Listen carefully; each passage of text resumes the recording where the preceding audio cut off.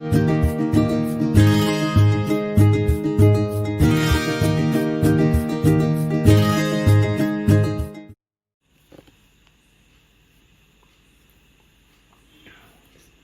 morning students. Today let us discuss about the measurement of conductivity of ionic solution.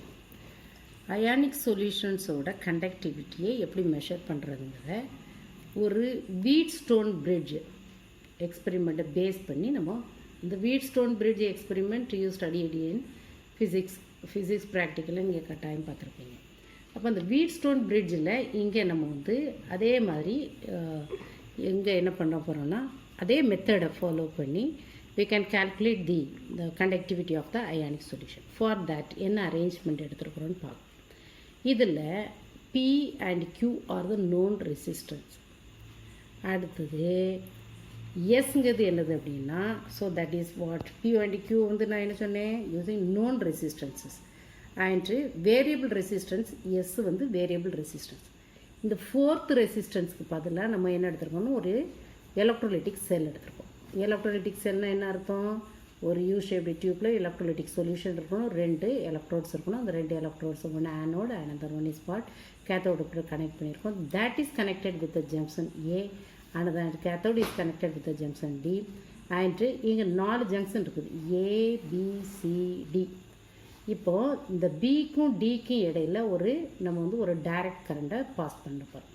சரியா? ஒரு detector ஒன்று வந்து அதில் ஃபிக்ஸ் பண்ணி வைக்கிறோம். The detector which is used to calculate the amount of current which is passing through that. திரும்ப சொல்கிறேன்.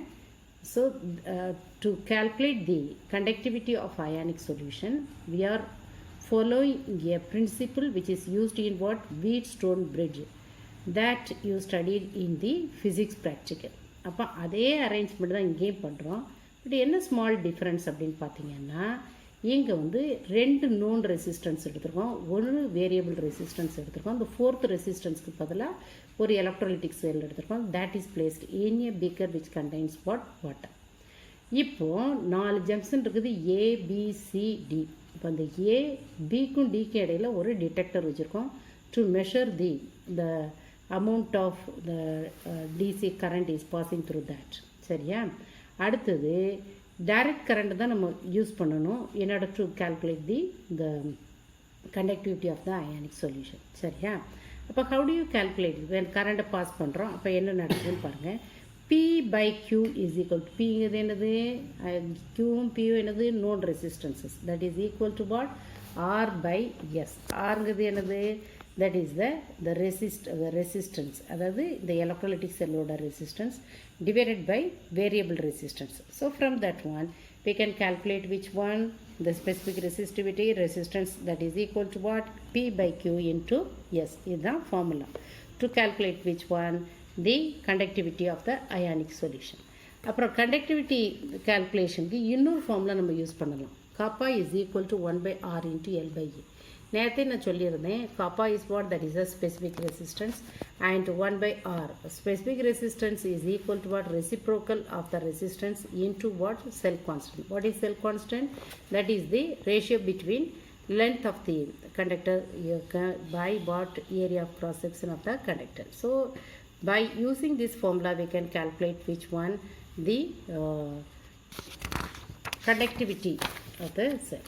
Okay, so now d by Huckel Unsacher equation.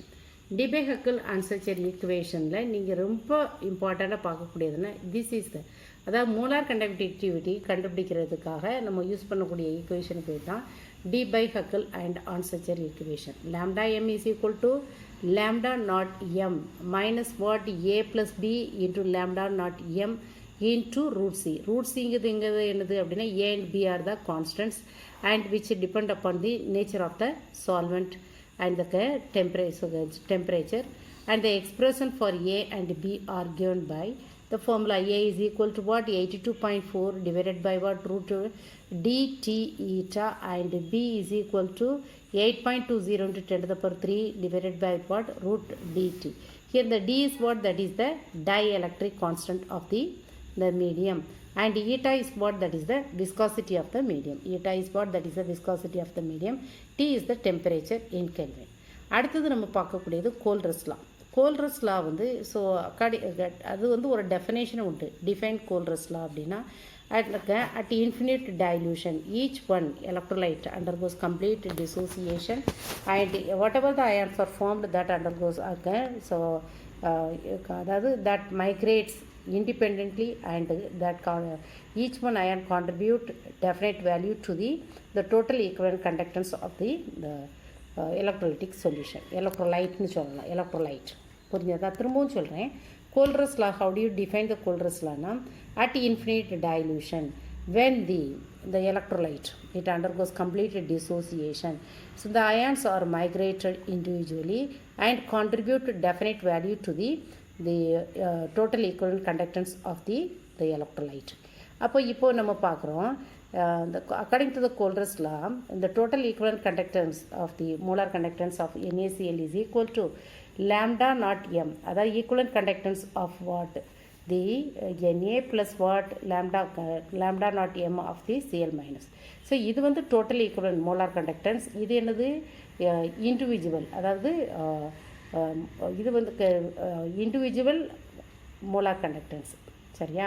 அப்போ இதை வச்சு நம்ம அடுத்தாப்பில் நம்ம ஒரு ஃபார்முலா பார்க்க போகிறோம். For example, so this law is very very useful to calculate இந்த molar conductance at infinite dilution. அப்போ அதுக்கு ஒரு எக்ஸாம்பிள் தான் நம்ம என்ன பார்க்குறோம் அப்படின்னா, for example lambda naught of KCl, how do you calculate that one அப்படிங்கிறத நம்ம பார்க்கணும். இப்போ lambda naught of KCl is equal to what? Lambda naught M of K plus what? Lambda naught M of the Cl minus. அப்போ இங்கே உங்களுக்கு ஒரு question கொடுத்துருக்காங்க. Applications of Kohlrausch லாவில் how do you calculate the molar conductance at infinite dilution of the weak electrolyte? Weak electrolyte molar conductance at infinite dilution we can calculate. இப்போ நம்ம வந்து so for example week electrolyte வந்து CH3COOH நம்ம கண்டுபிடிக்கணும். whereas the given value of the sodium acetate molar conductance of sodium acetate salt is given, hydrochloric acid is given and sodium chloride is given. அப்போ acetic ஆசிட்டோட formula என்னது? CH3COOH. அப்போ நம்ம என்ன செய்யணும்னா இந்த CH3COO லெவலில் NAவை ரிமூவ் பண்ணணும், அதே மாதிரி HCl உள்ள CLை ரிமூவ் பண்ணணும். அப்போ இந்த lambda molar conductance of the sodium அசிட்டேட்டையும் molar conductance of the sodium hydrochloric ஆசிடை ஆட் பண்ணி அதிலிருந்து மோலார் கண்டக்டன்ஸ் ஆஃப் சோடியம் குளோரைடை மைனஸ் பண்ணிட்டா we can get the molar conductance of what? The weak acid, that is acetic acid. நல்லா புரிஞ்சுக்கணும். நமக்கு கொடுத்துருக்கக்கூடிய value we know the value, அதாவது molar conductance value of sodium acetate நமக்கு தெரியும். Sodium acetate formula CH3COONA. Molar conductance of hydrochloric acid also we know, HCl.